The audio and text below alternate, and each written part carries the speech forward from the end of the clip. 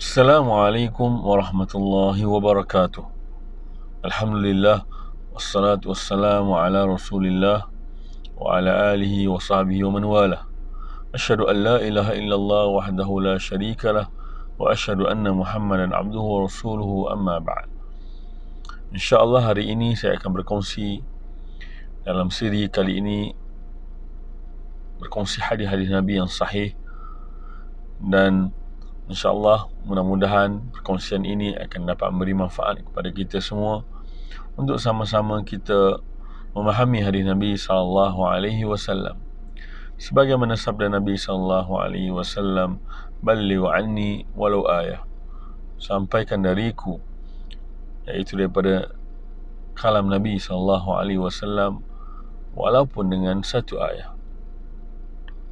Hadis yang akan saya berkongsi hari ini berkenaan dengan bagaimana Islam telah datang dalam keadaan asing, dalam keadaan yang penuh tanda tanya, dalam keadaan yang pelik, yang mungkin agak, kalau orang lihat hari ini, kebanyakan yang kita lakukan, jikalau tepat dan bersandarkan daripada hadis Nabi, maka masyarakat akan melihat hal-hal yang kita lakukan agak pelik dan aneh. Ini berketepatan dengan hadis Nabi SAW. Haddathana Muhammad ibn Abbad wa ibn Abi Umar jami'an an Marwan al-Fazari. Qala Ibn Abbad haddathana Marwan an Yazid يعني ابن كيسان عن أبي هازم عن أبي هريرة رضي الله عنه قال قال رسول الله صلى الله عليه وسلم بدأ الإسلام غريبا وسيعود غريبا كما بدأ غريبا فطوبى للغرباء. Yang bermaksud, telah menceritakan kepada kami Muhammad bin Abbad bersama Ibnu Abi Umar daripada Marwan al-Fazari.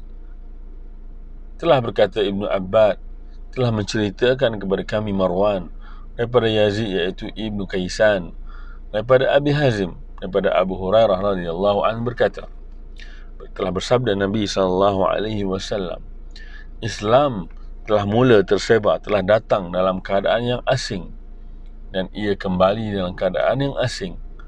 Maka beruntunglah orang-orang yang asing, atau berbahagialah orang-orang yang asing itu.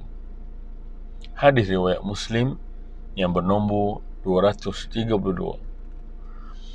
Di dalam riwayat yang lain telah menyebut, qila ya Rasulullah wa manil ghuraba, qala alladhina yuslihuna idza fasada an-nas.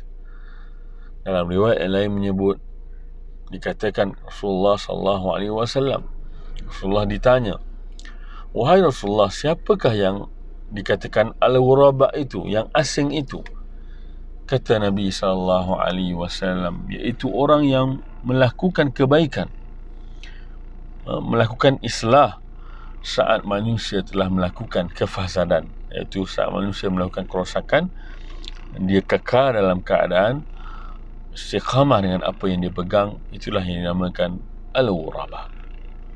Ini dapat kita lihat pada situasi hari ini, dalam mana manusia yang ramai melakukan kejahatan, keburukan, kefasadan, melakukan hal-hal bid'ah yang kemudian dianggap sebagai suatu amalan agama yang sahih. Maka jikalau kita datang membawa amalan yang berketepatan dengan sunnah Nabi SAW, maka kita dianggap pelik, kita dianggap asing oleh mereka.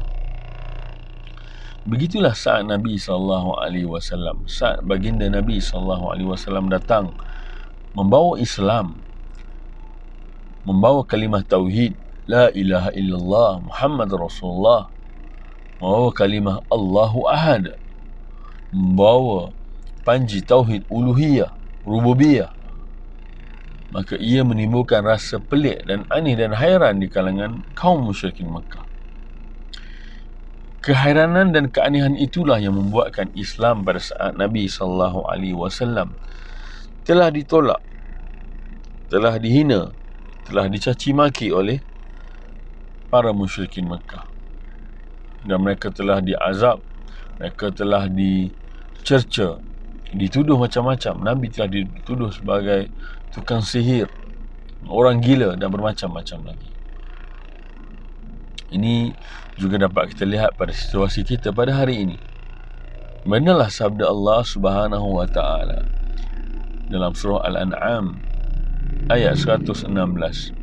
Wa in tuti' aktsara man fil ardi yudilluka an sabilillah in yattabi'una illa dhann wa in hum illa yakhrusun.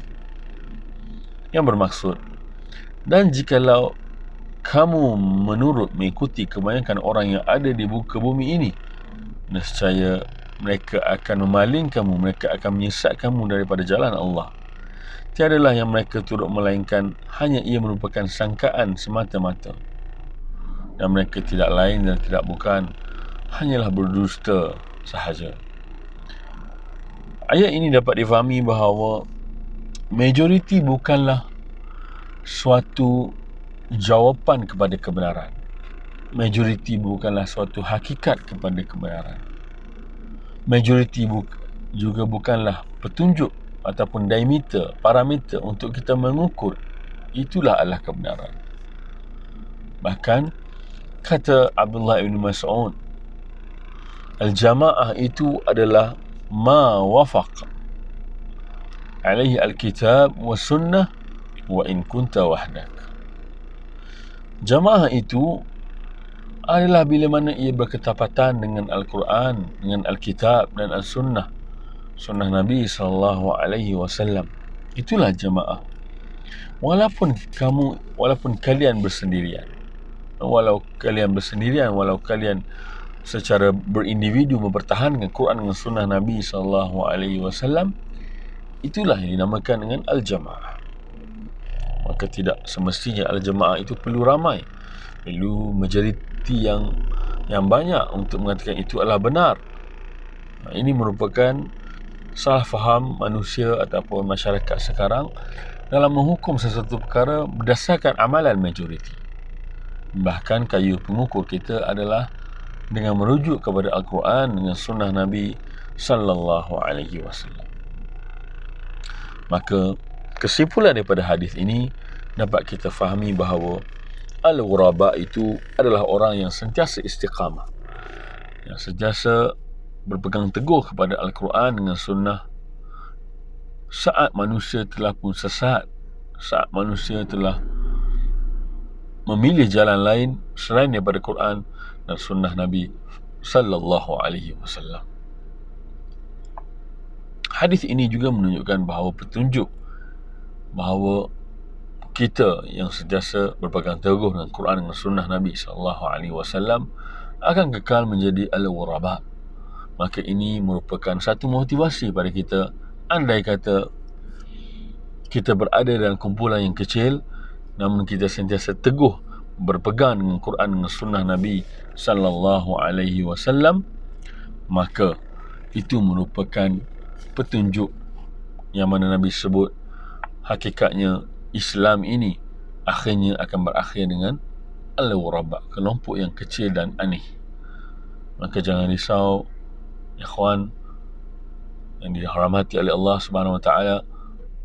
Mudah-mudahan Allah sentiasa meletakkan diri kita, meletakkan iman kita agar sentiasa istiqamah, berpegang teguh dengan Al-Quran, dengan sunnah Nabi SAW, walaupun kita diuji dengan kata-kata yang hina, nista, dan dicerca oleh masyarakat sekeliling hanya kerana kita tidak mengikut arus perdana dan majoriti, hanya kerana mereka mengatakan hampir semua manusia melakukan hal ini. Ini dapat kita ambil daripada ayat surah Yusuf yang bernombor 103. Kata Allah Subhanahu wa taala, "Wa ma aktsarun nas walau harasta bimu'minin." Dan kebanyakan manusia tidak akan beriman walaupun kita ini terlalu ingin supaya mereka itu beriman. Dan kebanyakan manusia tidak akan beriman walaupun engkau terlalu bercita-cita, terlalu mencuba untuk supaya mereka itu beriman dan bersama dengan kita. Mudah-mudahan apa yang disampaikan ini dapat memberi kebaikan kepada kita semua dan dapat memberi manfaat, dan mudah-mudahan hadis-hadis yang akan kita kongsi pada siri berikutnya akan membuka mata kita tentang hebatnya hadis Nabi sallallahu alaihi wasallam dalam memberi petunjuk kepada kita semua. Aqulu qouli hadza astaghfirullah li wa lakum. Wassalamualaikum warahmatullahi wabarakatuh.